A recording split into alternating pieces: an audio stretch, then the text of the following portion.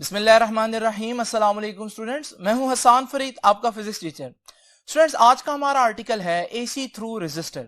ये आर्टिकल में हम लोग डिस्कस करेंगे कि अल्टरनेटिंग वोल्टेज को जब हम रेजिस्टर के अक्रॉस अप्लाई करते हैं तो ऐसे सर्किट में वोल्टेज और करंट का आपस में क्या रिलेशन बनता है। तो स्टूडेंट्स, स्टार्ट करते हैं आज का लेक्चर। स्टूडेंट्स, मैंने आप लोगों को ये बताया था कि अब हम लोग सर्किट्स पढ़ेंगे और उन सर्किट्स में हम डिफरेंट कंपोनेंट्स लगाएंगे। फॉर एग्जांपल रेजिस्टर लगाएंगे, कैपेसिटर लगाएंगे, इंडक्टर लगाएंगे। रेजिस्टर और कैपेसिटर दोनों लगा सकते हैं, रेजिस्टर और इंडक्टर दोनों लगा सकते हैं, कैपेसिटर और इंडक्टर लगा सकते हैं, और यह भी मुमकिन है हम तीनों ही लगा दें, यानी रेजिस्टर, कैपेसिटर और इंडक्टर भी लगा दें। लेकिन स्टूडेंट्स, ये सारे सर्किट्स में हम लोगों ने स्टडी क्या करना है?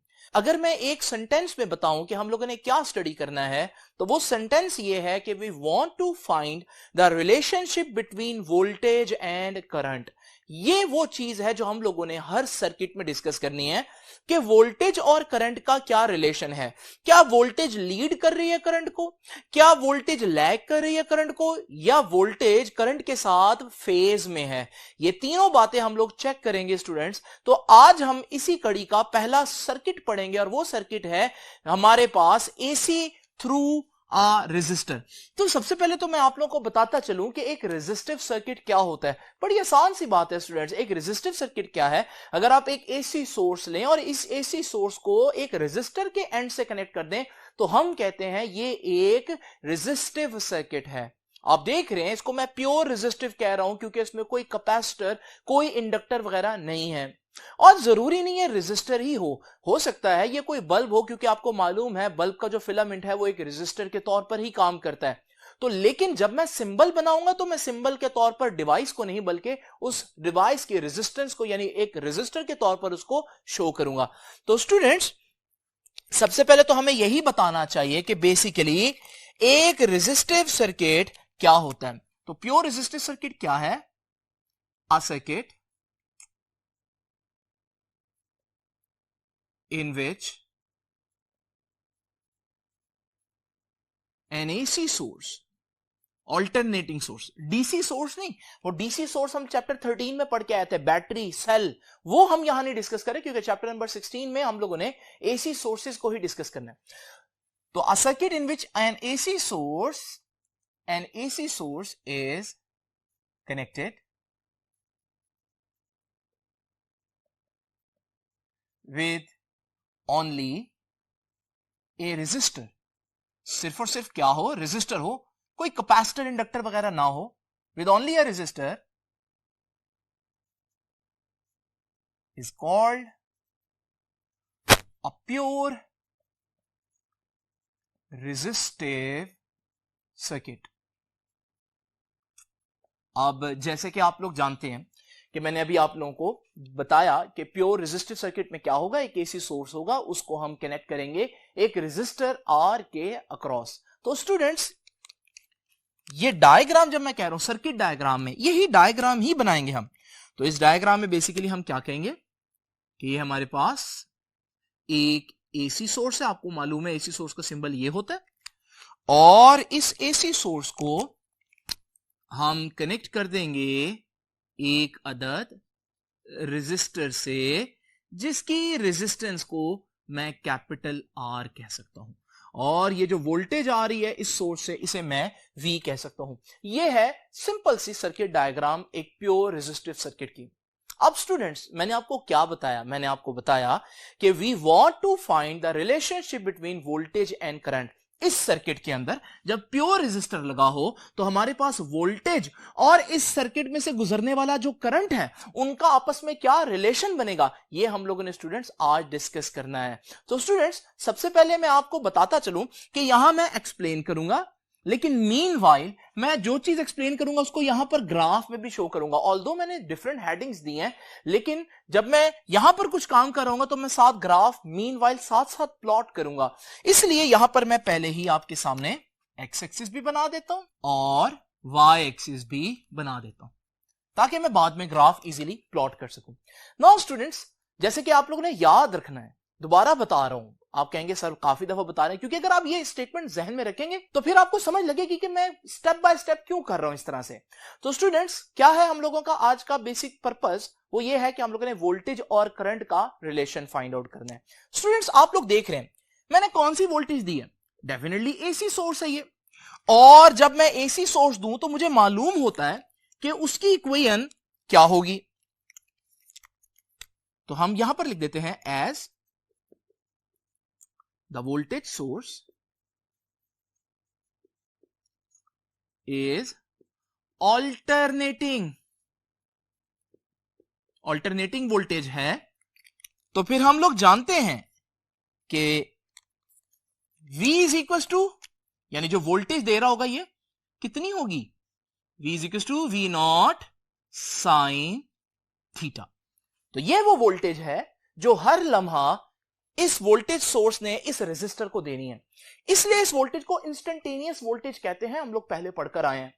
वी नॉट क्या है, वी नॉट मैक्सिमम या पीक वोल्टेज है स्टूडेंट्स। लेकिन यहां इंपॉर्टेंट बात क्या है, जरा देखिए मैं इसको इक्वेशन नंबर 1 कह देता हूं। अगर आप गौर से देखिए तो मैं कह सकता हूं कि यहां पर V किस पर डिपेंड कर रहा है, कितनी वोल्टेज होगी किसी भी लम्हे, डिपेंड करता है एंगल क्या है, फेज क्या है, यानी साइन थीटा पर डिपेंड कर रहा है। इसको हम आसान अल्फाज में यूं कह सकते हैं कि voltage depends upon sine theta, लेकिन मैथमेटिक्स की टर्म में इसे बोलते हैं voltage is a function of sine theta. तो ये स्टेटमेंट जरा ध्यान से देख लीजिए, from above we can say, हम कह सकते हैं दैट वोल्टेज V जो है, ये voltage is a function of, is a function of sine theta. तो वोल्टेज डिपेंड कर रही है किस पर स्टूडेंट्स, साइन थीटा पर। आसान मतलब क्या है इसका, आसान मतलब यह है कि स्टूडेंट्स वोल्टेज का जो चेंज होगा वो बिल्कुल साइन के ग्राफ जैसा होगा। अब साइन का ग्राफ कैसा होता है स्टूडेंट्स, अगर आप लोगों को याद हो मैंने कुछ वैल्यूज आपको बताई हुई हैं साइन की, दोबारा देखते हैं एक दफा स्टूडेंट्स। इमेजिन करें कि हम इन एंगल्स पर 0 डिग्री पर पता लगाते हैं साइन 0 0 होता है, आप लोग जानते हैं।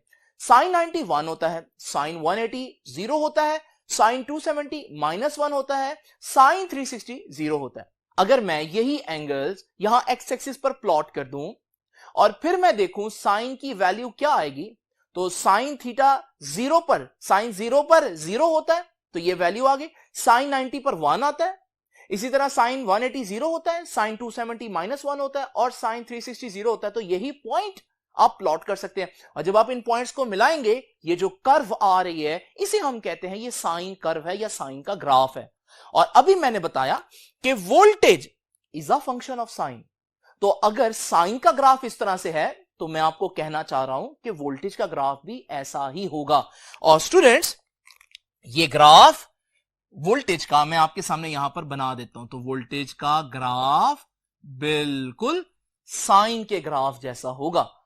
और ये बात मुझे कैसे पता चली, मैं इधर लिख देता हूं V कि ये वोल्टेज का ग्राफ है। ये बात मुझे कैसे पता चली, ये बात मुझे यहां से पता चली कि voltage is a function of sine. अब स्टूडेंट्स मेरा काम क्या है आज का, करंट और वोल्टेज के दरमियान रिलेशन फाइंड आउट करना।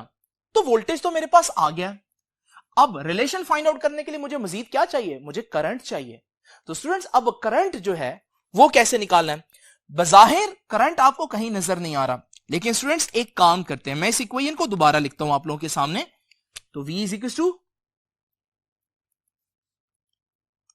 V नॉट साइन थीटा, यही इक्वेशन मैंने दोबारा से लिख दी। लेकिन इस इक्वेशन में मैं काम करने लगा हूं स्टूडेंट, मैं दोनों तरफ रेजिस्टेंस से डिवाइड करने लगा हूं। ये जो सर्किट की रेजिस्टेंस है R, तो जब मैं इधर भी रेजिस्टेंस से डिवाइड करूंगा और इधर भी रेजिस्टेंस से डिवाइड करूंगा, तो स्टूडेंट्स आपको अगर याद हो ओहम्स लॉ पढ़ा था हम लोगों ने, रेजिस्टर में ओहम्स लॉ लगता है और ओहम्स लॉ क्या कहता है, V is equal to IR या I is equal to V over R। आसान अल्फाज में जब भी वोल्टेज को रेजिस्टेंस से डिवाइड करें करंट आ जाता है। तो स्टूडेंट्स यहां पर भी तो यही हो रहा है, वोल्टेज रेजिस्टेंस से डिवाइड हो रही है तो करंट बन जाएगा ना। लेकिन ये वोल्टेज याद है इंस्टेंटेनियस वोल्टेज थी, तो जो करंट बनेगा वो भी इंस्टेंटेनियस करंट होगा। अच्छा आगे जरा देखते हैं, ये भी तो वोल्टेज ही है और ये भी रेजिस्टेंस है, तो यहां भी वोल्टेज रेजिस्टेंस से डिवाइड हो रहा है, लेकिन ये पीक वोल्टेज है, मैक्सिमम वोल्टेज है, तो यहां भी करंट बनेगा, लेकिन वोल्टेज नहीं है, ये maximum voltage divided by resistance है, तो यहां मैक्सिमम करंट या पीक करंट आएगा और साथ आ जाएगा साइन थीटा। नाउ स्टूडेंट्स, इस इक्वेशन को भी गौर से देखें, क्या आपने जान लिया कि इस इक्वेशन में भी current is also a function of sine, यानी कि करंट भी साइन थीटा के ग्राफ जैसा ही होगा। तो मैं ये लाइन लिख देता हूं, it is clear that current is also a function of sin theta. तो करंट के फॉर्मूला में भी साइन थीटा आ रहा है, तो करंट का ग्राफ भी बिल्कुल साइन थीटा का ग्राफ होगा। तो साइन थीटा का ग्राफ मैंने भी आपको दिखाया था ये वाला, तो अब यही ग्राफ बिल्कुल हम कहेंगे कि करंट का भी होगा। तो यही ग्राफ मैं अब वहां पर जहां वोल्टेज का ग्राफ बनाया था वहां पर आपके सामने ड्रॉ करता हूं। स्टूडेंट्स, ये तो था वोल्टेज का ग्राफ, है करंट का ग्राफ भी साइन थीटा की ही तरह। तो स्टूडेंट्स, जब मैं उसका ग्राफ ड्रॉ करूंगा तो आप लोग देख रहे हैं कि उसका भी साइन थीटा वाला ही ग्राफ होगा, और हमारे पास ये जो रेड में मैंने बनाया है ये है बेसिकली करंट का ग्राफ। तो स्टूडेंट्स, अब हम लोग यहां पर वोल्टेज का ग्राफ और करंट का ग्राफ बनाने में कामयाब हो गए हैं। तो एक्सप्लेनेशन में हम लोगों ने यही करना था कि किसी तरह से कोई लॉजिक लगाकर हम ग्राफ के ऊपर वोल्टेज और करंट दोनों का ग्राफ जो है वो प्लॉट कर लें, और वो कर लिया हम लोगों ने। अब हम देखेंगे वोल्टेज और करंट का रिलेशन क्या निकल रहा है। स्टूडेंट्स, अगर आप गौर से देखें तो यहां पर दोनों स्टार्ट में जीरो हैं, यहां पर भी दोनों जीरो हो रहे हैं, यहां पर भी दोनों जीरो हो रहे हैं, यहां पर भी दोनों जीरो हो रहे हैं। आप देख रहे हैं कि करंट और वोल्टेज जो है लग रहा है जैसे साथ साथ चल रहे हैं। तो दोबारा देख लीजिए कि ये वोल्टेज और करंट दोनों का ग्राफ देखें, इस पॉइंट पर दोनों ही जीरो हैं, फिर दोनों ही बढ़ रहे हैं, फिर इस पॉइंट पर दोनों ही मैक्सिमम हो गए हैं, उसके बाद दोनों ही कम हो रहे हैं, उसके बाद फिर दोनों इस पॉइंट पर जीरो हो गए, फिर दोनों नेगेटिव में बढ़ रहे हैं और फिर मैक्सिमम हो गए, और फिर दोनों कम होते होते दोबारा जीरो पर हो गए। स्टूडेंट्स, आपको देख रहे हैं यहां पर तो लग रहा है जैसे करंट और वोल्टेज की पक्की दोस्ती है, बिल्कुल एक दूसरे के साथ साथ चल रहे हैं। इसका मतलब यह हुआ कि हम कह सकते हैं फिजिक्स की टर्म में कि current and voltage are in phase. तो यह कंक्लूजन निकला, यही रिलेशन हम लोगों ने फाइंड आउट करना था कि करंट और वोल्टेज जो है उनका आपस में क्या रिलेशन है। तो जब प्योर रेजिस्टर की बात करें तो प्योर रेजिस्टर के अंदर वोल्टेज और करंट एक साथ जीरो होते हैं, एक साथ बढ़ते हैं, एक साथ कम होते हैं, एक साथ नेगेटिव होते हैं, एक साथ मैक्सिमम पर पहुंचते हैं। लेकिन स्टूडेंट्स, एक साथ मैक्सिमम पर पहुंचने का यह मतलब नहीं कि उनका मैक्सिमम एक ही है, नहीं। अगर आप देखें तो वोल्टेज की मैक्सिमम वैल्यू ये बन रही है, करंट की मैक्सिमम वैल्यू ये बन रही है, लेकिन क्वेश्चन ये है कि दोनों इस टाइम पर एक साथ ही मैक्सिमम पर आए हैं। तो स्टूडेंट्स, मैक्सिमम सेम होने का नहीं कह रहा मैं कह रहा हूं मैक्सिमम एक वक्त पर आएगा, उसका मैक्सिमम कुछ और होगा, करंट का कुछ और होगा। तो स्टूडेंट्स, ये तो हम लोगों को पता चल गया कि voltage and current are in phase. ये मैं अब लिखूंगा यहां पर कंक्लूजन में। तो अब हम जरा देखते हैं कि कंक्लूजन में हम लोगों ने क्या देखा कि as it is clear from graph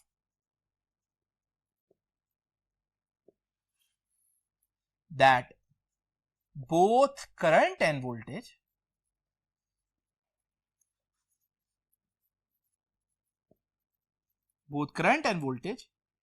increases and decreases simultaneously, एक साथ।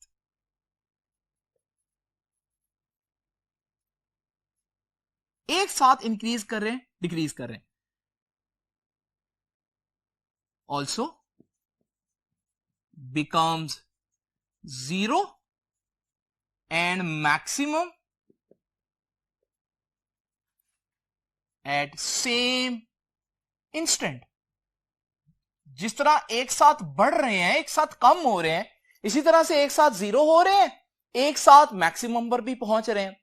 तो फिर यहां से मैं क्या कह सकता हूं, करंट और वोल्टेज का क्या रिलेशन बना आपस में, तो मैं कहूंगा कि हेंस, क्या सीखा हमने, हेंस, ये अब कंक्लूजन आ रहा है, हेंस इन ए प्योर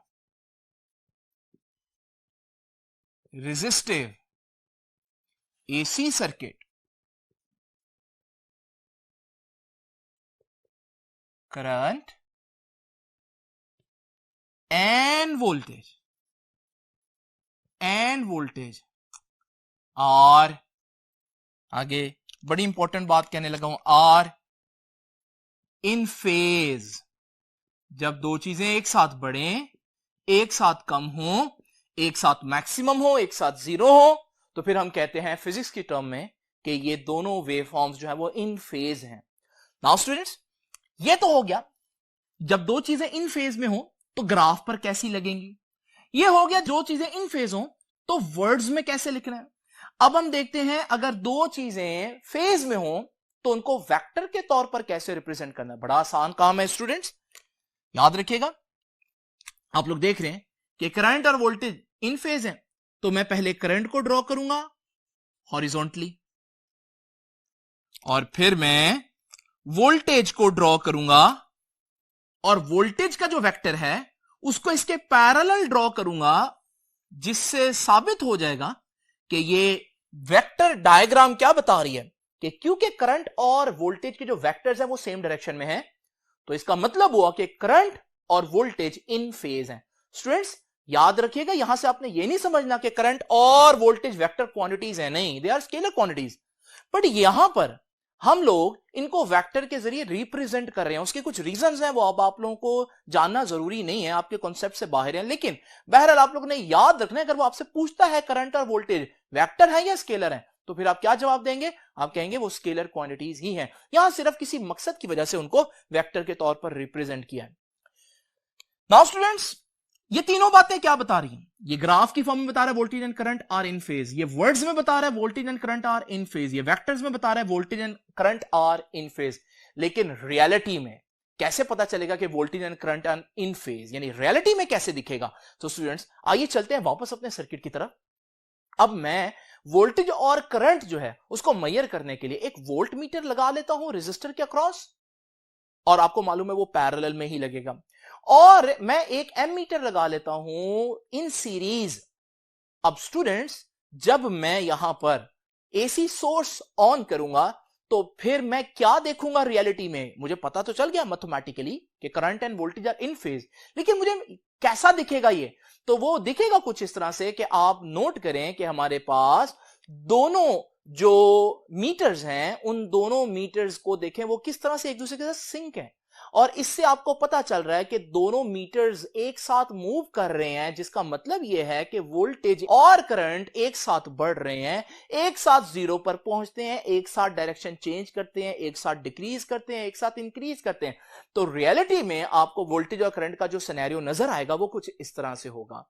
तो स्टूडेंट्स आप देख रहे हैं कि हमारे पास इन फेज का रियल लाइफ में क्या मतलब होता है।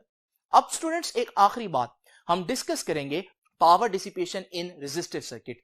स्टूडेंट्स उससे पहले एक बात बच्चे कहते हैं कि सर आपने दोनों को साइन वेव बनाया, वो तो ठीक है, समझ में आया, क्योंकि ये भी कहता है साइन वेव होगा, ये भी कहता है साइन वेव होगा, लेकिन आपने करंट को स्मॉल मैग्नीट्यूड में और वोल्टेज को ज्यादा मैग्नीट्यूड में क्यों बनाया। ये बड़ा अच्छा क्वेश्चन है। इसका आंसर स्टूडेंट्स ये है कि ओहम्स लॉ क्या कहता है, V is equal to I R. अब ये वोल्टेज है, ये करंट है, देखो कौन ज्यादा होगा, वोल्टेज ज्यादा होगा या करंट ज्यादा होगा, डिपेंड करता है ये रेजिस्टेंस की वैल्यू क्या है। इमेजिन करें स्टूडेंट्स, अगर रेजिस्टेंस की वैल्यू 1 से ज्यादा हो तो जब ये मल्टीप्लाई होगा तो V I से ज्यादा आएगा, लेकिन कब, अगर रेजिस्टेंस की वैल्यू 1 से ज्यादा हो। और स्टूडेंट्स आप लोगों ने पढ़ा चैप्टर नंबर 13 में रेजिस्टेंस की वैल्यू 1 से तो बहुत ज्यादा यूज करते हैं हम, मेगा ओहम्स, किलो ओहम्स में यूज करते हैं। तो यूजुअली हमारे सर्किट्स में जो रेजिस्टेंस होती है वो 1 ओहम से बहुत ज्यादा होती है, और जब रेजिस्टेंस की वैल्यू 1 से ज्यादा होगी तो V की वैल्यू I से ज्यादा होगी, इसलिए मैंने वोल्टेज की जो पीक है उसको ज्यादा और करंट की जो पीक है उसको थोड़ा दिखाया आप लोगों के सामने। तो स्टूडेंट्स ये इसका मतलब था। अब जरा चलते हैं पावर डिसिपेशन डिस्कस करते हैं सर्किट की, जो आखिरी चीज है इसकी। स्टूडेंट्स अब हम डिस्कस करेंगे कि रेजिस्टर में पावर डिसिपेशन के क्या फार्मूला है। वही फार्मूला जो हम लोगों ने डीसी में पढ़े थे, यानी कि चैप्टर नंबर 13 में पढ़े थे, वो यहां पर भी एप्लीकेबल है। तो याद रखिएगा, किसी भी लम्हे कितनी पावर डिसिपेट होगी, यानी instantaneous power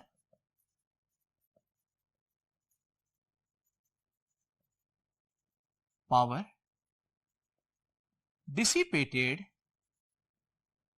in a resistor can be given by, उसके लिए फॉर्मूला जो थे वो 3 फॉर्मूला थे। एक फॉर्मूला था power is equal to I square R, एक फॉर्मूला था power is equal to V square over R, और एक फॉर्मूला था power is equal to VI। जो मैंने सबसे एंड पे लिखा है ये जनरल फॉर्मूला है। यहां पर ये डिस्कशन हम लोगों ने की थी चैप्टर नंबर 13 में कि ये जो फॉर्मूला है ये तब होगा जब करंट कांस्टेंट होगा, ये फॉर्मूला तब यूज होगा जब वोल्टेज कांस्टेंट होगा, और ये कभी भी यूज हो सकता है। स्टूडेंट्स अब यहां पर इंपॉर्टेंट बात क्या है, याद रखिएगा, अगर मैं कहूं ना पावर पॉजिटिव है, इसका मतलब है पावर खर्च हो रही है, पावर डिसिपेट हो रही है। लेकिन अगर मैं बोलूं पावर नेगेटिव है, पावर नेगेटिव का मतलब है पावर आपको मिली है। जिस तरह से एनर्जी खर्च भी हो सकती है, एनर्जी आपको मिल भी सकती है, बिल्कुल इसी तरह से पावर पॉजिटिव का मतलब है पावर इज डिसिपेटेड, और पावर नेगेटिव का मतलब है power is given to the circuit, power मिली है। नाउ स्टूडेंट्स यहां पर रेजिस्टर के केस में क्या होगा, ये हम बड़ी आसान तरीके से देख सकते हैं। स्टूडेंट्स जरा तवज्जो कीजिए, ये ग्राफ जब भी हम लोगों ने डिस्कस किया, इस ग्राफ को देखिए। इस ग्राफ में मैंने वोल्टेज और करंट दोनों को फेज में बनाया, दोनों की एक एक वेव बनाई, आप देख रहे हैं। अब आप लोग अगर इस पूरे एक वेव के 4 हिस्से करें तो हम इन चारों हिस्सों को इंडिविजुअली डिस्कस कर सकते हैं। अब स्टूडेंट्स मैंने आपको क्या बताया, मैंने आपको बताया पावर का फॉर्मूला क्या है, VI, यानी वोल्टेज इंटू करंट। आप देख रहे हैं ये वाली लाइन जो है बेसिकली ये 0 को रिप्रेजेंट कर रही है। इससे ऊपर की वैल्यूज पॉजिटिव है, इससे नीचे की वैल्यूज नेगेटिव है। अब जरा ये फर्स्ट क्वार्टर देखें स्टूडेंट्स, इस क्वार्टर में अगर आप गौर से देखें तो वोल्टेज भी 0 लाइन से ऊपर है, करंट भी 0 लाइन से ऊपर है, यानी वोल्टेज भी पॉजिटिव, करंट भी पॉजिटिव। तो जब वोल्टेज पॉजिटिव होगी, करंट पॉजिटिव होगा, तो फिर पावर भी पॉजिटिव इंटू पॉजिटिव पॉजिटिव ही आएगी। यानी फर्स्ट क्वार्टर में पावर पॉजिटिव है, पावर पॉजिटिव का मतलब क्या बताया था, पावर डिसिपेट होगी, यानी फर्स्ट क्वार्टर में रेजिस्टर पावर खर्च करेगा, एनर्जी खर्च करेगा, यूटिलाइज करेगा, आपको नहीं मिलेगी energy. Now student second quarter देखते हैं। अब सेकंड क्वार्टर में अगर आप देखें तो सेकंड क्वार्टर में भी वोल्टेज का ग्राफ अभी भी 0 लाइन से ऊपर है, करंट का ग्राफ भी 0 लाइन से ऊपर है। तो करंट इस वक्त भी पॉजिटिव है, वोल्टेज इस वक्त भी पॉजिटिव है, और इस सूरत में जब आप पावर के फार्मूला में वोल्टेज को पॉजिटिव रखेंगे, करंट को पॉजिटिव रखेंगे, तो प्लस इंटू प्लस प्लस ही आएगा। तो इसका मतलब पावर अभी भी पॉजिटिव है, यानी सेकंड क्वार्टर में भी पावर डिसिपेट ही हुई है, यानी रेजिस्टर ने आपकी दी हुई एनर्जी को जाया ही किया है, खर्च ही किया है, आपको कोई एनर्जी नहीं मिली। नाउ स्टूडेंट्स अगर थर्ड क्वार्टर देखें तो बच्चों को लगेगा शायद अब कोई चेंज आएगा, लेकिन अगर हम गौर से देखें थर्ड क्वार्टर में आप देख रहे हैं जो करंट का ग्राफ है वो भी 0 लाइन से नीचे है, जो वोल्टेज का ग्राफ है वो भी 0 लाइन से नीचे है, यानी कि करंट भी नेगेटिव हुआ, वोल्टेज भी नेगेटिव हुई, और हम जानते हैं नेगेटिव इंटू नेगेटिव तो पॉजिटिव नहीं होता, यानी आंसर अभी भी पावर का पॉजिटिव ही आ रहा है। इसका मतलब यहां पर भी एनर्जी या पावर डिसिपेट ही हो रही है, रेजिस्टर आपकी दी हुई एनर्जी को खर्च कर रहा है। और बिल्कुल इसी तरह से फोर्थ क्वार्टर में अगर हम देखेंगे तो अभी भी हमारे पास वोल्टेज नेगेटिव है, करंट नेगेटिव है, क्योंकि 0 लाइन से नीचे है। और जब हम पावर देखेंगे तो वोल्टेज नेगेटिव, करंट भी नेगेटिव, लेकिन नेगेटिव इंटू नेगेटिव पॉजिटिव हो जाएगा, तो पावर पॉजिटिव मतलब पावर रेजिस्टर अगर एसी यानी ऑल्टरनेटिंग करंट के साथ लगा हो तो वो हर वक्त उस करंट की दी हुई एनर्जी को डिसिपेट करता है, खर्च करता है, एनर्जी को स्टोर करके वापस आपको नहीं देता जैसे कैपेसिटर और इंडक्टर देते हैं। तो यहां से हम लोगों ने स्टूडेंट्स क्या सीखा कि रेजिस्टर एक पावर डिसिपेटर है, ये एनर्जी स्टोर नहीं कर सकता। तो स्टूडेंट्स ये था हमारा आज का लेक्चर। आई होप कि ये लेक्चर आपको समझ में आया होगा। अब हम देखेंगे कि नेक्स्ट जो आर्टिकल है जिसमें हम कैपेसिटर को कनेक्ट करेंगे, तो कैपेसिटर को जब कनेक्ट करेंगे तो वोल्टेज और करंट का आपस में क्या रिश्ता होगा, क्या रिलेशन होगा, क्या अब वो फेज में रहेंगे, लेकिन ये हम जानेंगे नेक्स्ट लेक्चर में। तो स्टूडेंट्स, आपसे इंशाल्लाह मुलाकात होगी नेक्स्ट लेक्चर में।